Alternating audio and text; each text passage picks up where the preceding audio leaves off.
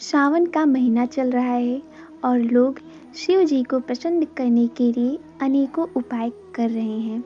माना जाता है कि शिव जी की जो भी पूजा करते हैं उन्हें लक्ष्मी की प्राप्ति शीघ्र होती है, क्योंकि शिव जी कुबेर के गुरु हैं। शिव जी का नाम ही है भोले भंडारी, अर्थात वो बहुत ही भोले हैं और भक्तों पर बहुत जल्दी कृपा कर देते हैं। शिव जी के भक्ति का दूसरा फल यह भी है कि जो भी शिव जी की भक्ति करता है उन्हें श्री हरि जी की भी भक्ति प्राप्त होती है।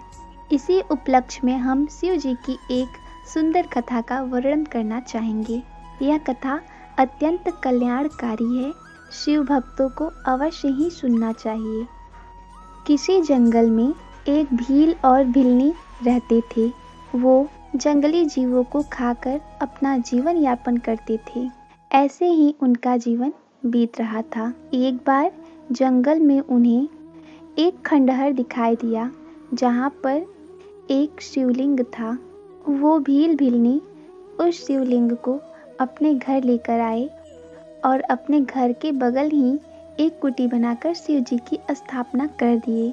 अब भील और भिलनी को ये बात समझ में नहीं आ रही थी कि शिव जी की पूजा कैसे की जाए। संयोगवश कुछ ही दिनों बाद वहाँ एक ब्राह्मण देवता आए।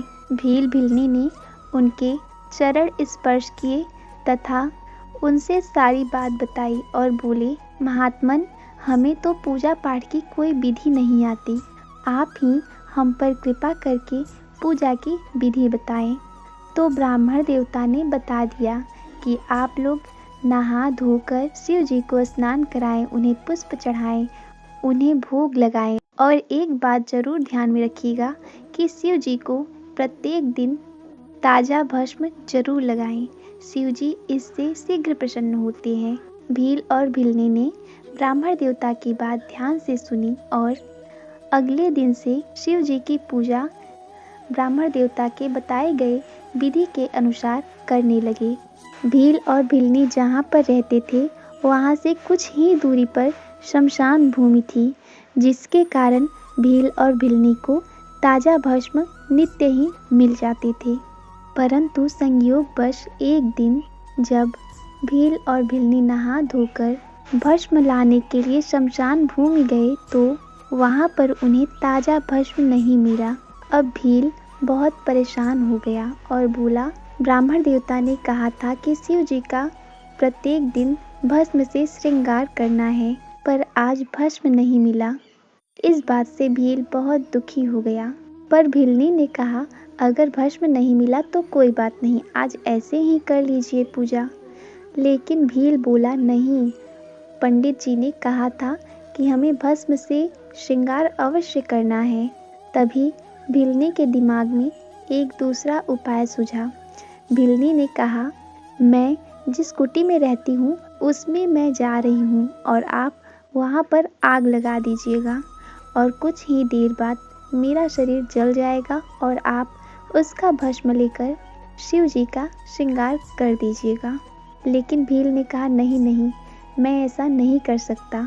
तो भिलनी ने भील को समझाया कि हमारा शरीर अगर शिव जी के काम में आ जा रहा है तो इससे श्रेष्ठ बात हमारे लिए क्या होगी। हमारा जन्म एक नीच कुल में हुआ है और इस नीच कुल में जन्मे शरीर को अगर शिव जी के मस्तक की शोभा बनने का अवसर प्राप्त हो तो हम उस मौके से चूक नहीं सकते। ऐसा कहकर भिलनी ने भील को समझाया।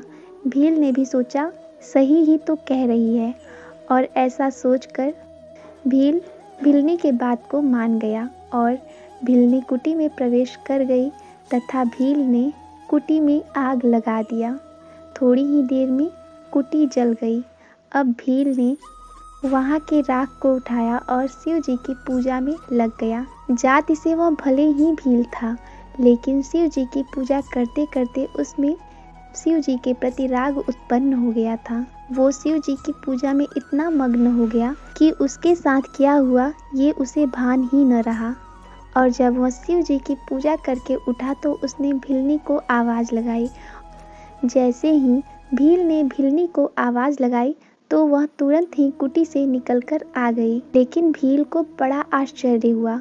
उसने कहा, यह सब कैसे हुआ? अभी अभी तो मैंने अपने हाथों से कुटी जलाई थी जिसमें तुम जल गई थी। तो भीलनी ने कहा, हाँ।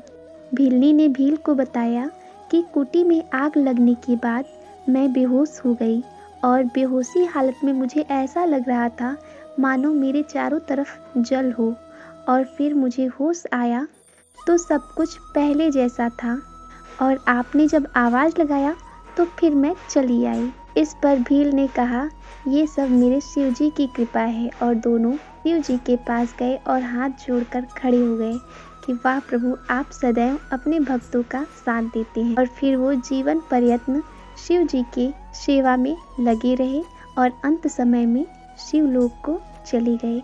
इसी के साथ जय शिव शंभू। शिव जी से यही प्रार्थना है कि हमें भी अपनी और अपने आराध्य की भक्ति प्रदान करें। जय श्री कृष्णा। राधे राधे।